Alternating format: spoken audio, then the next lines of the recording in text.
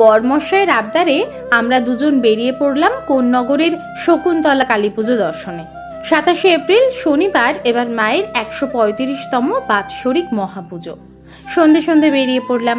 পানিহাটি খেয়াঘাট থেকে নৌকায় উঠলাম। গঙ্গার হাওয়ায় প্রাণ জুড়িয়ে যায়। ওপারে গিয়ে হাঁটা শুরু করে পৌঁছালাম মন্দিরে।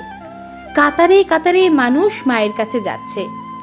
এত সুন্দর আলোকসজ্জা ও ফুলের কারুকার্য দেখে প্রাণ জুড়িয়ে গেল।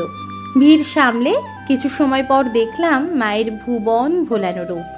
ঠাকুর মশাই পুজোয় বসেছেন। একটু পরেই শুরু হবে অগণিত পাঠা বলি। সূর্যাস্তের পর ভক্তদের কাঁধে চেপে প্রথা অনুযায়ী মা শকুন্তলা প্রবেশ করেছেন মন্দিরে।